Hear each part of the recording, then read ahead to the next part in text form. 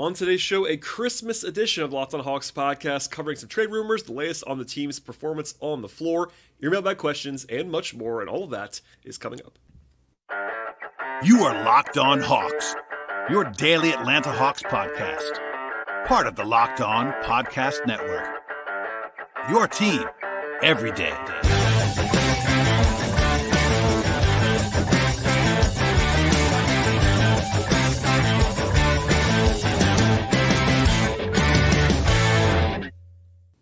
Hello, friends. Welcome to episode 1617 of the Locked on Hawks podcast. I am your host, Brad Rowland, coming to you on Christmas Eve into Christmas Day. And today's podcast is brought to you by Gametime. Download the Gametime app, create an account, use promo code LOCKEDONNBA for $20 off your first purchase with Gametime. And also, at the top of the podcast, as I always do, especially on a holiday occasion such as this, I encourage you to make us your first listen each and every day. Check us out anywhere you get your podcasts, places like Apple and Spotify, as well as YouTube on the video side. And as I sort of mentioned before, a Christmas special of sorts. It'll be posting Christmas Eve. It'll be going, sort of be the podcast of record on Christmas Day and into the next day after that as the Hawks return to action on Tuesday. And honestly, a lot of trade stuff on this podcast. I kind of purposely held out some of the more rumbling / rumor stuff in the last few days. But before we get to that, some notes on, by the way, coming up on this podcast, Dejounte, Clint Capela, DeAndre Hunter, some mailbag stuff as well. But first, some stuff. Again, I'm recording this podcast on Sunday night. No injury report for the game on Tuesday for the Atlanta Hawks, as I would normally get to on a podcast like this. I can tell you that Kobe Buffkin and V. Krejci were transferred to College Park earlier today, so that doesn't mean that they're actually going to stay there through the game on Tuesday, but the Hawks were off today, and they'll be off again tomorrow, as the whole league will be. That's not playing. Everybody that's not playing in a game tomorrow will be off. The entire league actually is off on Christmas Eve. But obviously, keep an eye on that and their status. There's a chance Jalen Johnson will return to action. There's a chance that DeAndre Hunter will return to action. Maybe even both those guys on Tuesday. We will see on that front. And in fact, while we're here, I was a little bit surprised by some of the reaction that I got when I said something that's pretty clean and pretty simple today on Twitter/X that I've kind of shared on the podcast before, but maybe not quite as plainly as I did today. So I got a few questions about that. I wanted to sort of talk about that now on the show at the top of the podcast briefly. What I essentially said was that the Hawks have a lot of struggles this season, and a lot of that is stemming from a simple reality, and that's basically that the Hawks don't have enough defensive talent on the roster at any position other than center. On one hand, it's pretty obvious, honestly, I think, if you watch the team on a regular basis. On the other, I know that not everyone's watching every second of every game. I get all that, and different opinions are always out there on different subjects. I totally understand that as well. I'm not saying that everything comes down to the defense or that it's all about talent necessarily. It was really magnified last night as I recorded the podcast at like 3 a.m. basically on Saturday without Jalen Johnson and DeAndre Hunter. And honestly, the way I put it was I can see the path to the Hawks being competent, not great, but competent defensively when they have Jalen and DeAndre both available. If you miss one of those guys, it starts to get pretty dicey. If you miss both those guys, it is pretty dire as far as perimeter defensive talent, basically non-center defensive talent. I won't do the entire thing in long form, but if you just go through the entire rest of the roster, basically, that was available on Saturday, that wasn't a center, so not Clint, not Onyeka, not even Bruno, nobody else are big pluses on defense outside of maybe Trent Forrest, and I guess maybe Wes Matthews in certain matchups, but Trey's gotten better for sure, but he's not a huge difference maker positively on the defensive end of the floor. He never will be. Dejounte isn't either. Bogey definitely isn't a huge defensive difference maker. Bay definitely isn't. Garrison Matthews is just kind of okay. He competes, but he's not great at all. V. Krejci's not. Patty Mills is definitely not.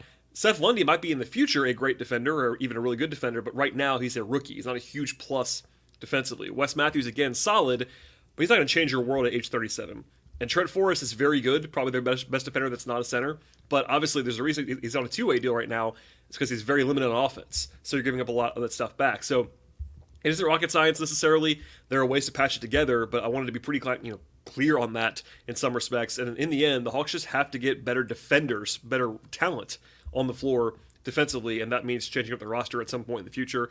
It's fair to worry about how much things will be bleak without Jalen or Hunter. Like, it might just be fine if they're playing, or it might be fine-ish if they're playing, but if it's not really a great setup roster-wise if you can't miss either one of your starting forwards, basically, or the defense kind of sinks to the bottom. So anyway, that's out of the way now. I got some questions about that today, so I'll really start with that. But from there, it'll be mostly trade stuff the rest of this special edition Christmas podcast. And a lot of it is rumors. So we'll start with the rumor / rumbling stuff at the top of the show here.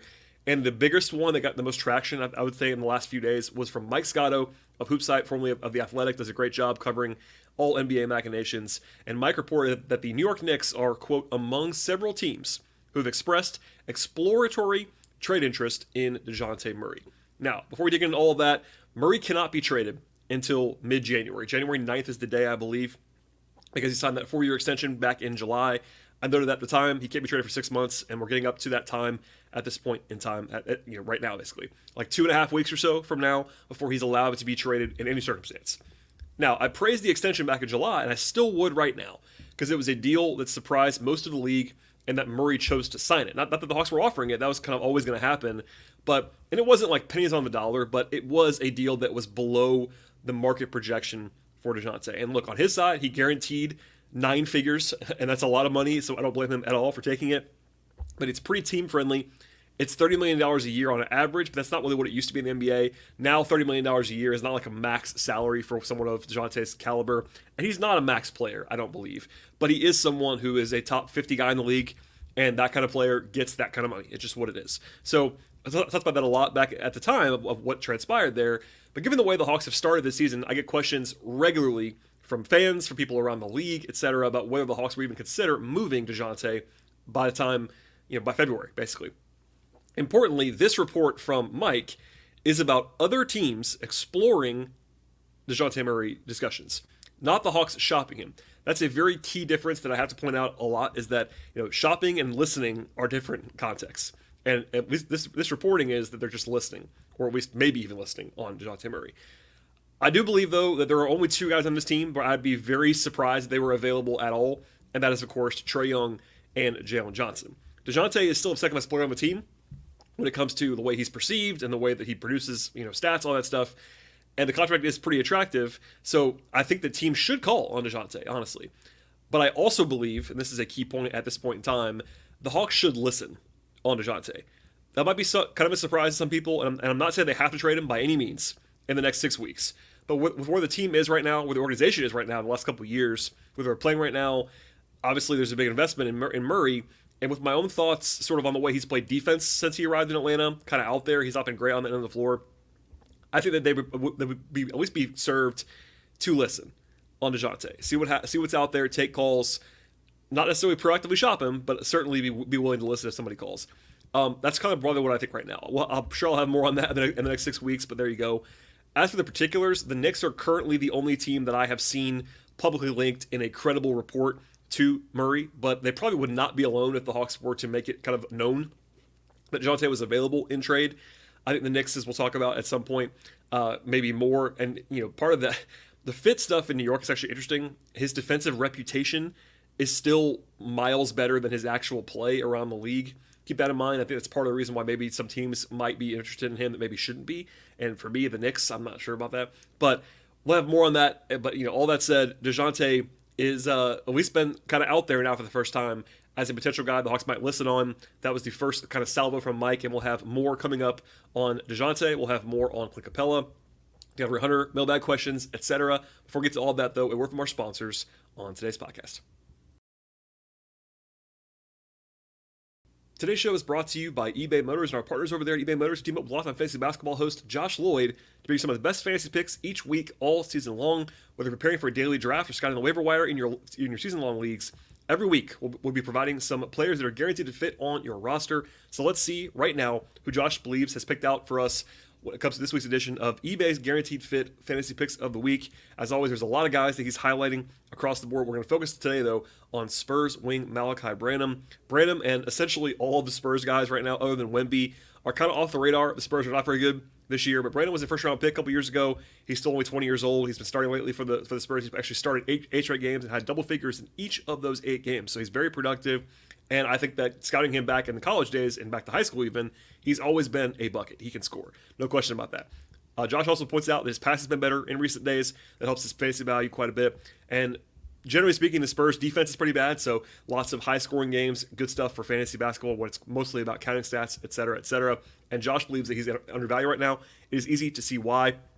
And one more time, Josh Lloyd, who's fantastic for multi fantasy basketball, is going to be helping out with your winning championship teams in fantasy basketball this year. eBay Motors, those championship teams are all about each player being a perfect fit for your roster. It's the same, by the way, for your vehicle. I'm on the road a ton, covering the Hawks, covering NBA stuff, college basketball stuff, and also my day job across the board.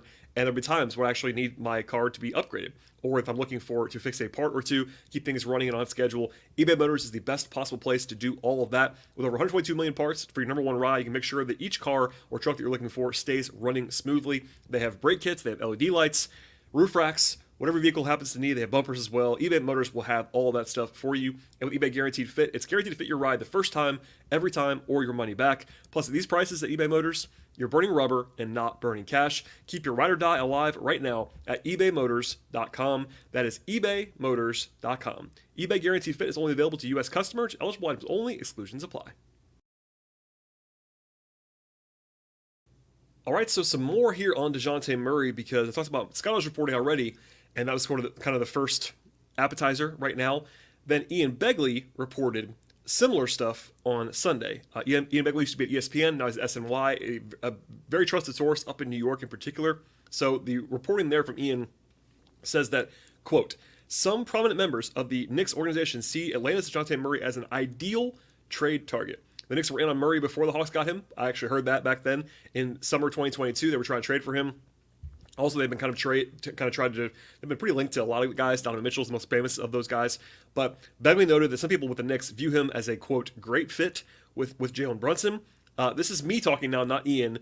Honestly, I would not agree with that. I think that he and Jalen Brunson are not a perfect fit by any means. Brunson, this might sound familiar to Hawks fans. Brunson is a small, defensively challenged guard who needs the ball in his hands on offense. That seems kind of familiar to me.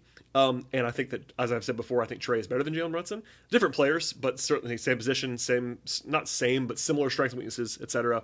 But I think at the very least we could say it's probably not the ideal pairing for Dejounte Murray, but that's just me, just saying what I think. Also, Ian wrote about some reported unease between Clutch Sports, by the way, who represents Dejounte Murray, and the Knicks in the past. I'm not sure how much of that would matter at all. And Murray is, of course, signed long-term, so Clutch could not stop a trade because he's under contract and can be traded anywhere he wants to be for the Hawks. But a lot of the time, with prominent guys on this level, agents get pretty involved in the trade stuff. So, for instance, like Ian said this too, but if Murray wanted to go to New York, which wouldn't surprise me, Dejounte certainly is a guy who likes, big markets, would not surprise me at all. I think that he is a confident guy, would be comfortable in New York, etc. That the agency, this is reporting again from Ian, that they wouldn't stand in the way of that and they would facilitate it. But, quote, unless the player requests a move to New York, Rich Paul is reluctant to deal with the Knicks. That's the way that Ian said it. Again, I'm not reporting that. That's something Ian Begley said. I don't know what to make of all that, but it's still early for all this stuff. But the Knicks being interested in Murray is not a surprise if they are. I mean, again, they already were once before, not that long ago. It's the same front office, by the way, that wanted Murray the last time. Again, they've explored Donovan Mitchell, who is better than Dejounte, but they're kind of similar in terms of, like, they're not like pure point guards, but they are definitely playing point guard. They're scorers. Again, Mitchell's a better player, but if they like Mitchell, and they seemingly do, it would not be a huge stretch to go to Dejounte. So anyway, New York calling Atlanta for Dejounte would not be a huge surprise to me. It's still very, very early. We'll get into more of this later on, but people are kind of asking why I haven't talked about this yet. I was saving it, and again, all those factors are still in play. It's still very early, and we'll touch on that if we need to. From there. Elsewhere on the trade rumblings front, not always rumors, but certainly rumblings. My guy Jake Fisher of Yahoo reported that Clint Capela, quote, might be the best big man for the taking before the deadline in the NBA. And that's pretty high praise from Jake. Of course, he referenced previous reporting on the talks that the Hawks had with the Mavs in the summer, and nothing concrete right now at all. But if Capela was to be made available, he's going to get interest from teams. There's no question about that in my mind that needs center help. Maybe a team like Memphis, for instance, like who actually the Hawks just saw on Saturday. They're playing without Steven Adams right now. If they're trying to make a push, Capela would make some sense. I think Dallas will probably be out of it now with Derek Lively, but I think that Capela is a very valuable player. And by the way, he's also playing extremely well the last few weeks. It probably helps this market on some level. Jake also wrote that the Hawks, quote, have left rival teams with the impression that they are still open to moving one of, if not both of, Clint Capela and DeAndre Hunter. Not a huge surprise, but still notable. Mark Stein, of his Substack at this point, of course, legendary NBA reporter, Noted that Hunter and Capela are both probably available at this point in time. He said that both on his podcast and also on his Substack. Mike Scott reported that Hunter and Capela are the usual trade suspects for the Hawks right now. We're not quite to John Collins' level of hilariously having the same guy on the block for like 3+ years. But Hunter and Capela have been available for a while, and they still are, it seems like, from what I've heard, from what's been reported. At the very least, those guys are not off the table by any means. One more thing from Chris Haynes, actually, who is all over the place, of course, prominent reporter. I'll give the caveat here. It was a podcast with Mark Stein. It was not written down, so it wasn't like perfectly clear. But it was a little bit looser of a comment. But it seemed like Haynes was putting the Hawks in a group of teams that were potential sellers much more than buyers, which is notable to me. Again, not shocking, but that's kind of where we are at this point in time. We'll have more on DeAndre and Clint, but it's kind of the same old story in some ways. Like as soon as they signed the extension for Hunter, which I think was kind of it kind of happened at the last minute. I think no one in Atlanta is making DeAndre Hunter a sacred cow at this point in time. It was a previous regime that drafted him. I know that Tony kind of pushed it a little bit. They like DeAndre Hunter when it comes to extending him. But I think it's fair to say, even if you, as someone who probably defends DeAndre Hunter more than most at this point in time, he's not like a breakout candidate, I don't think, right now. I think he kind of is what he is for the most part. And there's things that he can improve on, but I think that, the fact that he's an older guy, 5th year in the league, you kind of have to treat him for what he is. And that contract is not like a total disaster, but it isn't a great contract. So I think that it would not be a surprise to me if they're looking to move on from him. And Capela is the same old story. I mean, I think that they value him as a quality player. I think that Okongwu is certainly a guy they have now signed long-term. I don't think they're probably going to want to have both Clint and Onyeka signed and still around for the long haul, but maybe I'm wrong about that. I will say it's a little bit easier to envision that now than it ever has been because Okongwu's been playing more at the 4. But at the same time, Jalen Johnson is the team's long-term 4 at this point in time. So Capela should be available too. I'm surprised, and I've said this before, but I'll say it again now, that they have not moved Clint already. Not necessarily in the season, but over the last 2 years, I'm surprised that Clint is still on the team. But he does make them better, so if they're kind of not trying to make a decision to get a little bit worse, I think that keeping him for a while does make sense. But they're all kind of just on the margin decisions, and that's kind of where the Hawks have been for a long time. They've been kind of not all the way in, not all the way out, et cetera, et cetera. But I think those guys will be in lots of rumors between now and the deadline coming up in February. All right, we'll have more on your mailbag questions actually coming up on the podcast. But first, a word from our sponsors on today's show. Today's show is brought to you by Gametime. You should never have to worry about buying tickets to a big event. And with Gametime, you actually never have to worry because they have last-minute deals and tickets for football or basketball, of course. They have baseball tickets. They have hockey tickets, concerts, comedy, theater, many more activities. And it's incredibly easy to navigate the app as well to find and buy tickets for any event in your area. They're also obsessed, in a good way, with finding you tickets and finding ways to help you save money on those tickets. They have zone deals for an average savings of 18%. And Gametime, you can also see the view in the venue from your seats before you actually buy them. And it helps you know exactly what to expect when you arrive at that venue. They have all-in pricing as well. It's very convenient, so you can know your total up front without any of the hidden fees that some other places might have. And they have peace of mind, which is a huge thing, especially right now, this time of year in this climate. And Gametime's guarantee means you always get the best possible price with Gametime. Take all the guesswork out of buying tickets by using the Gametime app right now. Download the app right now. Create an account. Use promo code LOCKEDONNBA for $20 off your first purchase with Gametime. Terms apply. Again, create an account and redeem that promo code LOCKEDONNBA for $20 off with Gametime. Download the Gametime app today. Last minute tickets, lowest price, guaranteed. All right, some mailbag questions from you, the listener/viewer of this podcast. And by the way, I should say this now, I'm always open to taking questions, and I will not always answer them on the show, but I'll try to answer them in some form, whether I write you back on that platform that you send them to me, or I'll do them on the show, or both, etc. You can send questions in on Twitter/X at BT Rowland is my personal account, or at Locked On Hawks is the show account. Also, you can email them to me, lockedonhawks@gmail.com. Also, you can follow me on my written work on Patreon, patreon.com/BT Rowland. You can send some questions in there. And the last place is that you can, if you leave a 5-star review on Apple Podcasts, there's a place to leave sort of a comment. You can ask your question there as well. I'll check those as well. So 4 places to find comments and questions, and hopefully I will get to all of them. But on today's show, a couple questions to hit on now. One of them is actually kind of a funny question in some respects, and it comes from Terrence. It says, why do I keep seeing rumors about Trae to the Spurs? Should I be worried? So I appreciate the question. I have to be pedantic on this one and make it clear that there are actually no rumors on Trey Young to the Spurs. And honestly, no rumors about Trae at all at this point in time. Now, I get what the question is. There was sort of an online discussion about it in the last couple of days, maybe the last week or so. I'm not even sure where this started, but I got questions from Spurs fans and Spurs bloggers even about what it might take to get Trae to go into San Antonio. Number one, I've never heard to this day anything about the Hawks being in a place to even consider trading Trae. That could change. It certainly could change. But right now, I don't think we're there, and they've not been there to this point in time. Number two, I have long thought that the Hawks would only trade Trae if he asked to be traded. And that opinion still stands. Now, that could change too, but right now, that's kind of where I would be. Take that for what it's worth. Number three, if he was available, the price would be very high. No question about that. The Hawks would be kind of in an odd spot when trading Trae right now, for instance, because they owe 3 years of future draft picks to the Spurs as part of the Dejounte Murray deal. So they can't really bottom out in the way that you might want to if you were to trade your superstar player. That's not the only way you can possibly do that, but that's one of the paths that teams sometimes take when they're set to kind of trade a guy, is to kind of go to the bottom. The Hawks can't really do that functionally. So that's notable. They also would have, though, multiple suitors, I would imagine, for Trae, and you have offers to choose from and sort of sift through and make it and honestly, this is more of a me thing now, but if they got to that point, they should make it very clear and kind of take the best offer from all of the league. That's where I would be. Anyway, we're not there yet. So no. To answer the question plainly, I would not be worried about Trae and being traded if you don't want that to happen, unless you hear somewhere or that's reported somewhere that Trae is starting to want out himself. I am not naive enough to say that Trae would never want to be traded. That might happen at some point. He's never indicated that, but in the NBA, it is more rare for a guy to stay in one place than it is for a guy to get the wandering eye, especially for a situation where, like, let's just be honest, if you follow the trends of the league, if a team is in the play-in mix in the middle of the league for as long as the Hawks have been now, 2.5 years of this, the star sometimes can have a wandering eye. But I wouldn't worry about that until then.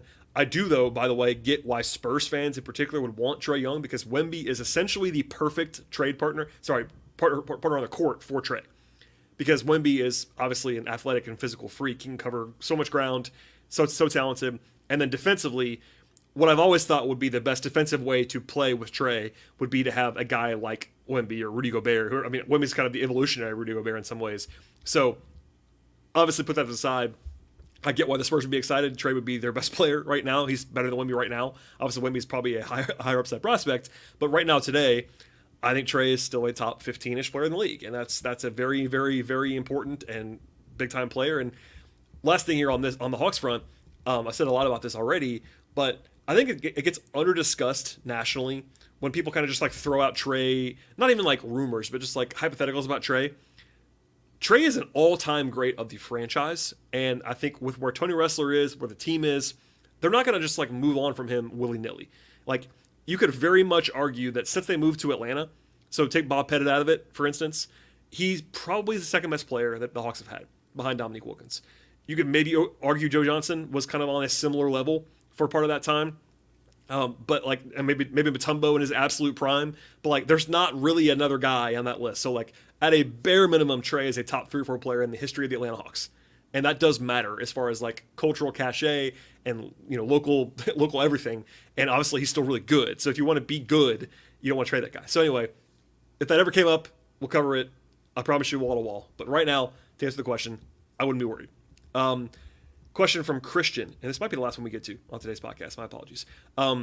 If you had to decide right now, should the Hawks buy, sell, or hold between now and the trade deadline? So I'm going to answer this, but it's worth remembering, and it's sort of implied by the question. But the deadline is still more than 6 weeks away, and that might as well be eternity. I know that Hawks fans don't love this response when I get questions about trade stuff, and we're getting into the time now where it's like not crazy anymore. But people want like action right now today, and I totally understand why. But I can't remember what the actual number is, but I know Bobby Marks of ESPN's had this number out there before. There is a percentage of the in-season trades that happen within like 10 days of the trade deadline, and that percentage is through the roof. Like, it is much more of an outlier that you get a big trade anywhere in the league before mid-January, basically. It might happen once a year. It usually happens with a player that's like trying to get out. Like if Zach LaVine got traded this week, it wouldn't shock me because he has an active trade request. James Harden got traded, but it was because he was actively trying to get out. Most of the time, those are the exceptions. Normal, quote-unquote, normal trades don't really happen most of the time until late January, early February. So that's part of why this is kind of an uncertain spot right now. And really, the important thing is like it can change situationally. Like we've seen this ownership group, for instance. I know it's a long time ago now. It was widely reported, including by me, that Tony Ressler, when he kind of first took over during the Budenholzer era, essentially flipped on whether he was allowing the front office to trade Paul Millsap, almost because they won on a 5-game winning streak. And like that's short-sighted thinking. Obviously, that's not like I wasn't in the room. That was kind of what was out there. I think at the very least, the owner is still in charge. It's the same guy. They can be reactionary as a team, and a lot of teams are like that. But like the situation, if the Hawks were to win, let's say the Hawks go 10-2 in the next 12 games, it's going to change the thinking of a lot of people. So caveats apply. The question is, if it's me deciding, and I guess it is me right now, today is the question, I wouldn't be buying, I don't think. Now, I'm not saying there wasn't a deal that I might do that's out there, but it's kind of hard to justify putting more future-facing assets into this team right now with where they are in the standings and with the outlay of picks that they've already sent out to San Antonio chiefly. I wouldn't rule it out, but I also wouldn't be urgently trying to use future capital unless it was a major kind of splash. Like, obviously, if you want to trade for someone like Siakam or Markkanen, which is kind of stuff out there, that's going to involve future capital, and I get that. Those guys are like top 30 players in the league. I understand the impetus to do that. But I do think the Hawks could weaponize their big trade exception that they got for the John Collins deal in season, but again, that requires them to go probably into the tax. And Tony Ressler has once again kind of shown no willingness to actually do that, no matter what he says in public. And maybe, look, that can always change, but for now, the perception in the league still remains that the Hawks are a team that does not want to go into the tax. I've heard that. It gets talked about pretty casually, like no one believes their Hawks are going to go into the tax. And if they do, they do. But right now, not expecting it. So that's what I think in short. Like I wouldn't be in a rush to put in more assets to the future with this current situation. But in the real world, I'm not making a decision, number one. I kind of can see the Hawks doing any of the three paths right now. Again, it's early. It's December 24th as I'm recording this podcast. I think they'll be tied to guys like Siakam the whole way through. This front office seems to like entertaining the splashier stuff. They made the Murray trade. They were all the way in on Siakam. Like they're kind of looking big picture and for bigger fish, basically. That wouldn't surprise me. They could do something smaller, like what they did with Saddiq Bey last year, which is a pretty good deal in a vacuum, where they kind of target a, importantly, cheap third or fourth year guy that they can kind of get to add to the rotation without using a first round pick and without going into the tax. That's an interesting kind of dichotomy. And by the way, the Hawks are further under the tax this year than they were last year. They have more room right now. They could add players without going over the tax in a pretty easy way. I could also see them standing pat because a lot of teams stand pat. Like, I think people kind of forget this. The default is always to stand pat. It's hard to make trades in the NBA. So there's that. And I could also see them selling. It wouldn't surprise me if they sold. Like if you look at the standings again right now, the Hawks are currently 12-17 as I record this podcast. I believe that they're better than that. I do, but that's what their record is. It kind of is what it is at this point in time. So could they trade Capela? Sure they could. That would make them worse, but they could do it. Could they trade DeAndre Hunter? Sure they could. They could even trade Dejounte. They could even trade someone like AJ Griffin. Like none of that stuff would surprise me if they were to not necessarily like strip the whole thing down to parts, but kind of strategically sell. Like trade someone.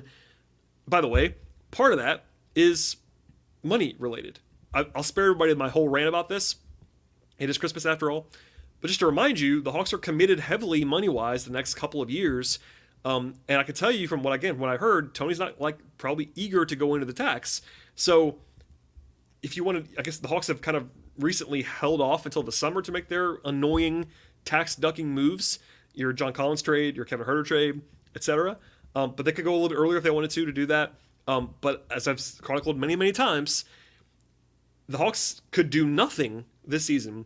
And if they pay Saddiq Bey, they will be into the tax next year with the same team. The same team that is currently 12-17. And I do not believe that this ownership group is going to pay the tax for this current roster. I don't believe that. We'll see. Anyway, that's the short version. So I know I said it a lot earlier, but a lot is going to depend on how they play in the next 6 weeks. If they go on a win streak, that could change things. If they get an injury to someone, I mean, obviously Jalen's been out, but let's say Trey goes down for 3 weeks and rolls an ankle, and they go further down in the standings. Like they're not going to buy if Trey's hurt. Like it's not going to happen. That's obviously an extreme example, but a lot is going to change. At least a lot could change in the next 6 weeks based on how they play.